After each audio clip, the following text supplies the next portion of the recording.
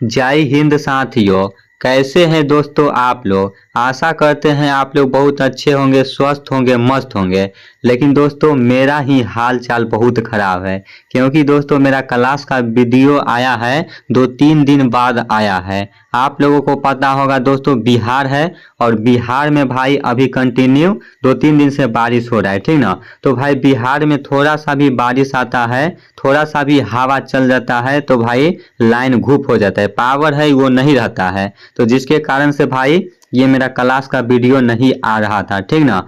Main वाला channel पे तो भाई किसी तरह वीडियो अपलोड कर देते थे, लेकिन भाई क्लास वाला वीडियो नहीं आ रहा था, क्योंकि भाई सही से पीडीएफ भी नहीं बन पा रहा था, सही से क्वेश्चन भी नहीं टाइप हो पा रहा था, जिसके कारण से भाई मेरा क्लास का वीडियो नहीं आता था। अब इधर भाई 1-2 दिन से लाइन आने लगा है, तो सोचा चलो मैं फिर से क्लास को यहाँ पे शुरू करता हूँ, ठीक ना। तो जो भी भाई टीए आर्मी भर्ती के लिए इंतजार में हो तो भाई आप लोग तैयारी में लगे रहो। आप लोगों का यहाँ पे 100% है टीए भर्ती आप लोगों को देखने को मिलेगा, ठीक ना। आप लोगों को अफवाह वाला वीडियो से बच के रहना है और अपना मेहनत के ऊपर विश्वास रखना है, भरोसा करना है, ठीक ना। मैं ज़्यादा कुछ नहीं बोलूँगा, आप लोगों के लिए टॉप यहाँ पे 35 क्वेश्चन लेके आया हूँ। 35 में से जो भी भाई यहाँ पे 25 से 30 क्वेश्चन का जवाब देंगे वो भाई का यहाँ पे पक्का रिजल्ट होगा, ठीक ना।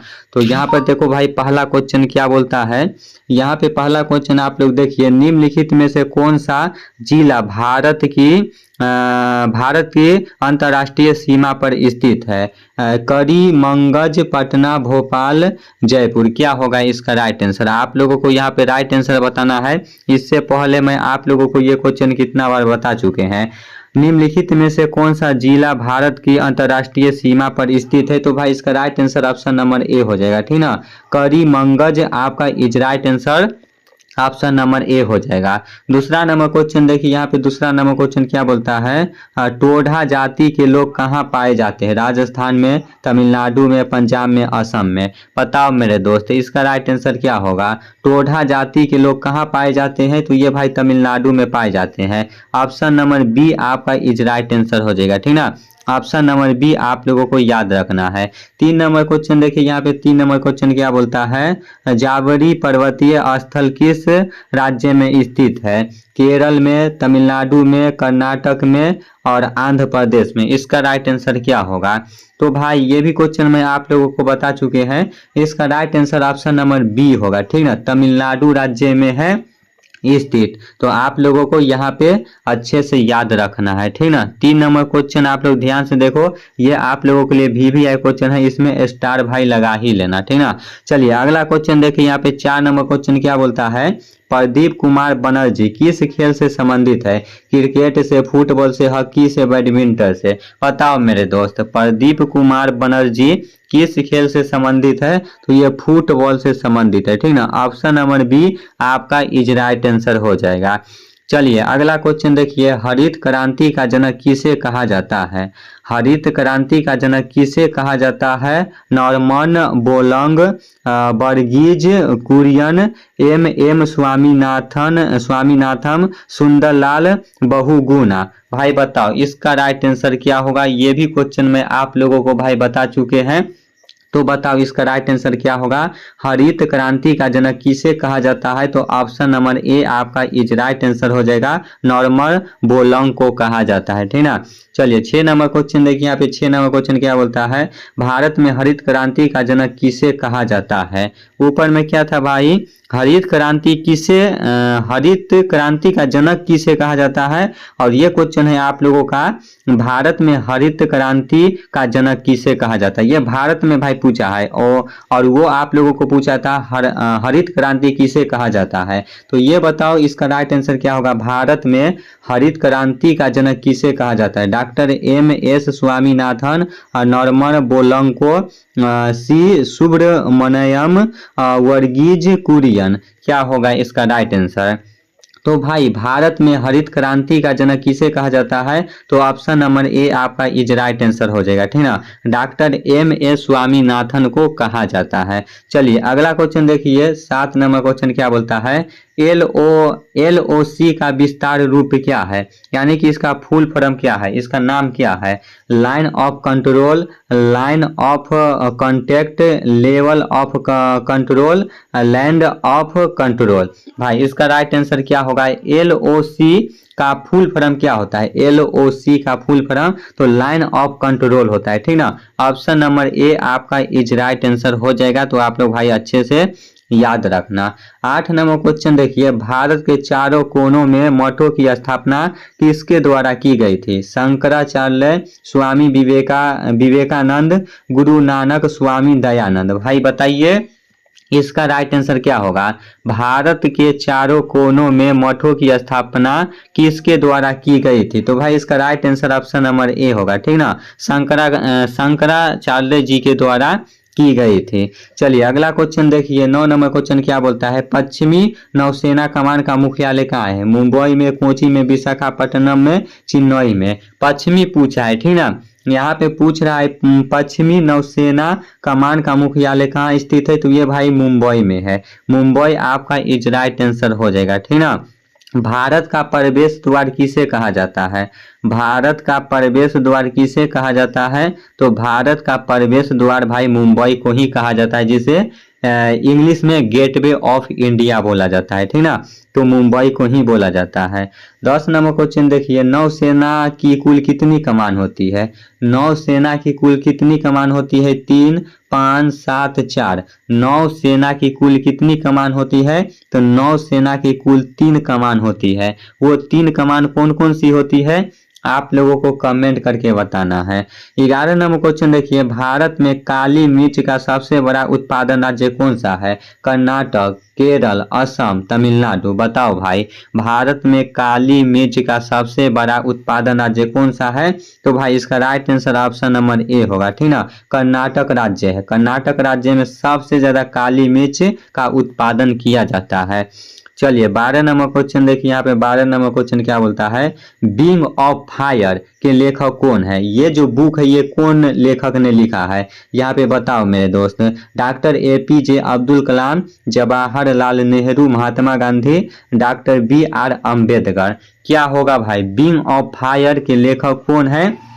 तो इसका right answer option number A होगा, ठीक ना। डॉक्टर APJ अब्दुल कलाम आपका इज राइट आंसर हो जाएगा, ठीक ना। विंग ऑफ फायर के लेखक कौन है। तो डॉक्टर APJ अब्दुल कलाम जी हो जाते हैं। 13 नंबर क्वेश्चन देखिए, फ्रांस का पहला सम्राट कौन था। नेपोलियन, बोनापार्ट, लुई 14 महान, लुई। क्या होगा इसका राइट आंसर। फ्रांस का पहला सम्राट कौन था, या सम्राट का या फ्रांस का पहला राजा कौन था, ये भी आप लोग बोल सकते हो। तो इसका right answer option number A होगा, ठीक ना। नेपोलियन बोनापार्ट आपका इज राइट आंसर हो जाता है। 14 नंबर क्वेश्चन देखिए, मृदा अपरदन का मुख्य कारण क्या है। पेड़ों को काटने के कारण, अत्यधिक वर्षा, खेती न करना, हवा न चलना। भाई बताइए इसका राइट आंसर क्या होगा। मृदा अपरदन का मुख्य कारण क्या है। मुख्य कारण क्या है। तो भाई इसका right answer option number A होगा, ठीक ना। पेड़ों को काटने के कारण। इस बात को याद रखिएगा। ऑप्शन नंबर ए आपका इज राइट आंसर हो जाएगा।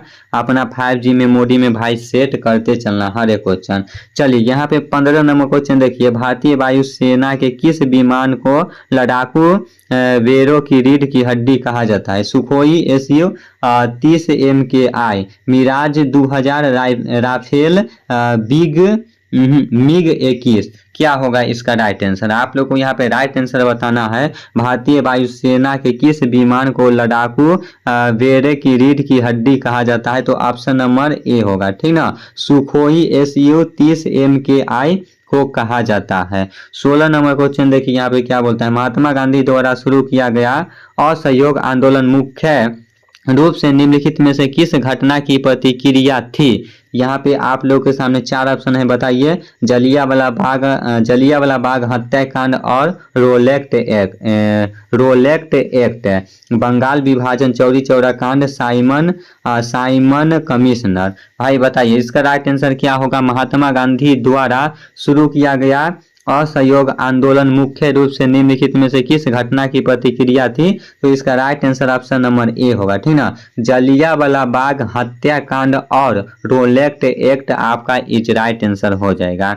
अगला क्वेश्चन देखिए यहाँ पे 17 नंबर क्वेश्चन क्या बोलता है? प्रथम विश्व युद्ध में शहीद हुए सैनिकों के सम्मान में कौन सा भारतीय स्मारक बनाया गया था? ये सभी भाई को पता होना चाहिए। India Gate, Gateway of India, Vijay Chowk, Amar Jawan Jyoti. क्या होगा इसका राइट आंसर? यहाँ पे क्वेश्चन बोल रहा है प्रथम विश्व युद्ध में शहीद हुए सैनिकों के सम्मान में कौन सा भारतीय स्मारक बनाया गया था? तो ये भाई आपका is right answer option number A होगा, ठीक ना। इंडिया गेट बनाया गया था और इंडिया गेट है भाई ये आप लोगों का दिल्ली में है, ठीक ना। इस बात को याद रखिएगा, दिल्ली में है और इंडिया गेट भाई स्मारक बनाया गया था। 8 नंबर क्वेश्चन देखिए यहाँ पे 8 नंबर क्वेश्चन क्या बोलता है? गंगा एवं ब्रह्मपुत्र नदी की संयुक्त जलधारा किस नाम से जानी जाती है? मेघना, प्रहा, जमुना और हुगली होगा, चाहे हुगल भी है। तो इसका राइट आंसर बताइए भाई, इसका राइट आंसर क्या होगा? गंगा एवं ब्रह्मपुत्र नदी की संयुक्त जलधारा किस नाम से जानी जाती है? तो ये भाई ऑप्शन नंबर ए होगा, ठीक ना। मेघना के नाम से जाना जाता है। 19 नंबर क्वेश्चन देखिए, भारत के गृह मंत्री कौन है? अभी भारत के वर्तमान में गृह मंत्री कौन है? अमित शाह, राजनाथ सिंह, नितिन गडकरी, एस जयशंकर। भारत के गृह मंत्री कौन है? तो भारत के गृह मंत्री अमित शाह हो जाते हैं। और भारत के रक्षा मंत्री कौन है? तो राजनाथ सिंह जी हो जाते हैं। और नितिन गडकरी कौन है ये भारत का? आप लोग कमेंट बॉक्स में बताइएगा। लास्ट क्वेश्चन है जीके का, दिलवारा मंदिर किस धर्म से संबंधित है? जैन, बौद्ध, हिंदू, सिख। भाई बताइए इसका राइट आंसर क्या होगा? दिलवारा मंदिर किस धर्म से संबंधित है? तो भाई इसका राइट आंसर हो जाएगा ऑप्शन नंबर ए होगा, ठीक ना। सिख धर्म से यहाँ पे संबंधित है। तो ये आप लोगों के लिए भी आई है मेरे दोस्त, ये आप लोग भाई याद कर ही लेना। दिलवारा मंदिर किस धर्म से संबंधित है? तो जैन धर्म से संबंधित है, ठीक ना। चलिए अब आप लोगों का जीके का पार्ट खत्म हुआ, साइंस का पार्ट देखो। यहाँ पे पहला क्वेश्चन आप लोगों के सामने में आ चुका है। डायलिसिस का प्रयोग डैश के इलाज में किया जाता है? किसके इलाज में किया जाता है भाई? गुर्दे की विफलता, हृदय रोग, यकृत रोग, फेफड़े की बीमारी। बताओ भाई ये जो आप लोगों को बताया गया है डायलिसिस का प्रयोग डैश के इलाज में किया जाता है, किसके इलाज में किया जाता है? तो गुर्दे की विफलता के इलाज में किया जाता है। ऑप्शन नंबर ए आपका राइट आंसर हो जाएगा। 2 नंबर क्वेश्चन देखिए, पत्तियों में मौजूद हरे रंग के वर्ण को क्या कहते हैं? Chlorophyll, carotene, melanin, xanthophyll. भाई इसका राइट आंसर आप लोग को बताना है। पत्तियों में मौजूद हरे रंग के वर्ण को क्या कहते हैं? तो भाई ऑप्शन नंबर ए होगा, ठीक ना। क्लोरोफिल कहते हैं। ऑप्शन नंबर ए आपका इज राइट आंसर हो जाएगा। कार्बन का सबसे कठोर रूप क्या है? ये तो भाई हजारों बार बता चुके हैं कि कार्बन का सबसे कठोर रूप क्या होता है? तो हीरा होता है, ठीक ना। हीरा आपका is right answer option number A हो जाएगा।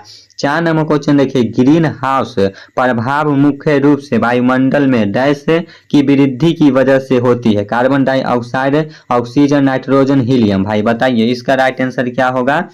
ग्रीन हाउस प्रभाव मुख्य रूप से वायुमंडल में डैश की वृद्धि की वजह से होती है। किसकी वजह से होती है? तो इसका right answer option number A होगा, ठीक ना। कार्बन डाइऑक्साइड CO2 के की वृद्धि की वजह से होती है। तो ऑप्शन नंबर ए आपका इज राइट आंसर हो जाएगा, ठीक ना। आप लोग भाई ध्यान से याद रखना, हर एक क्वेश्चन अपना कॉपी पे जरूर लिखना।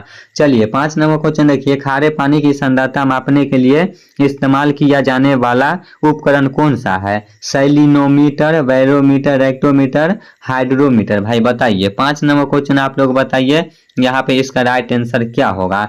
खारे पानी की सांद्रता मापने के लिए इस्तेमाल किया जाने वाला उपकरण कौन सा है? तो भाई इसका right answer option number A होगा, ठीक ना। सैलिनोमीटर आपका इज राइट आंसर हो जाएगा।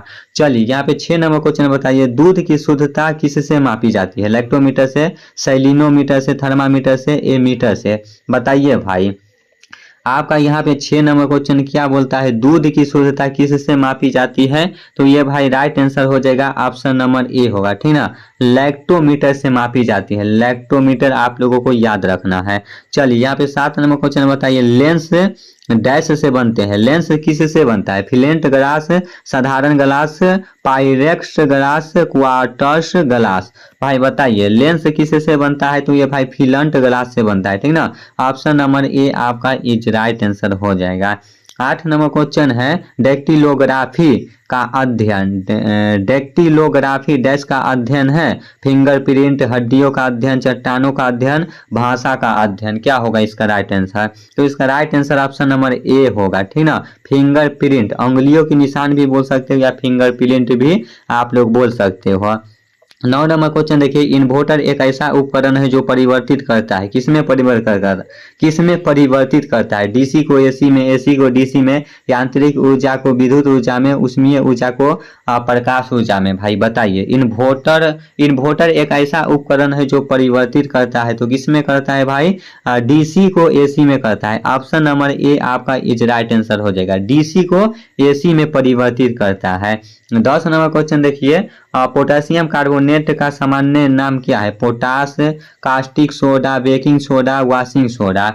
और पोटेशियम कार्बोनेट का सामान्य नाम क्या है? तो इसका right answer option number A होगा, ठीक ना। पोटास, जिसका सूत्र होता है K2CO3 होता है। तो ऑप्शन नंबर ए आपका इज राइट आंसर हो जाएगा। 295 के का तापमान डैश के बराबर होता है। कितना के बराबर होता है? 295 के का तापमान कितना के बराबर होता है? तो भाई इसका right answer option number A होगा, ठीक ना। 71.33 F के बराबर होता है। ऑप्शन नंबर ए आपका इज राइट आंसर हो जाएगा। 12 नंबर क्वेश्चन देखिए यहाँ पे, असंतुलित अस्थायी निकायों के नियमों के डैश द्वारा खोजा गया था। क्या होगा? Archimedes, Newton, pascal, Galileo. भाई बताइए इसका राइट आंसर क्या होगा? असंतुलित अस्थायी निकायों को डैश के नियमों को डैश द्वारा खोजा गया था। तो इसका right answer option number A होगा, ठीक ना। आर्किमिडीज आपका इज राइट आंसर हो जाता है। 13 नंबर क्वेश्चन देखिए, वल्कनाइडज रबर का आविष्कार किसके द्वारा किया गया था? Charles Goodyear, Thomas Edison, John Dunlop, Alexandria. भाई बताइए इसका राइट आंसर क्या होगा? यहाँ पे आप लोगों को बताया गया है, क्वेश्चन आप लोग ध्यान से भाई पढ़ना। वल्कनाइडज रबर का आविष्कार किसके द्वारा किया गया था? तो भाई इसका right answer option number A होगा, ठीक ना। चार्ल्स गुडईयर के द्वारा किया गया था। 14 नंबर क्वेश्चन देखिए, निम्नलिखित में से ध्वनि सबसे तेज चलती है? स्टील में, जल में, हवा में, निर्वात में। क्या होगा इसका? निम्नलिखित में से ध्वनि सबसे ज्यादा तेज किस में चलती है? तो भाई स्टील में चलती है, ठीक ना। ऑप्शन नंबर ए आपका इज राइट आंसर हो जाएगा। चलिए 15 नंबर क्वेश्चन देखिए, निर्वात में ध्वनि की चाल क्या होती है? शून्य, 332 मीटर प्रति सेकेंड, 1500 मीटर प्रति सेकेंड, 3 मीटर प्रति सेकेंड। निर्वात में ध्वनि की चाल क्या होती है? तो ये भाई शून्य होता है, ठीक ना। ऑप्शन नंबर ए आपका इज राइट आंसर हो जाएगा। 16 नंबर क्वेश्चन देखिए, चाय का वानस्पतिक नाम क्या है? कैमेरिया सीनेनिस, ओरिजा सैटिवा, टिक क्या है भाई यहाँ पे? ट्रीटिक्टम एस्टाइवम। उसके बाद क्या है? Mangifera indica. भाई नाम भी अजीब अजीब जैसा है भाई, पढ़ने में भी नहीं बनता है। तो बताइए चाय का वानस्पतिक नाम क्या है? तो भाई इसका right answer option number A होगा, ठीक ना। कैमिया सीनेनिस होगा। ऑप्शन नंबर ए आपका इज राइट आंसर हो जाएगा। यहाँ पे 17 नंबर क्वेश्चन है, बंदूक से छोड़ी गई गोली में होती है गतिज ऊर्जा, स्थिज ऊर्जा, रासायनिक ऊर्जा, परमाणु ऊर्जा। क्या होगा भाई?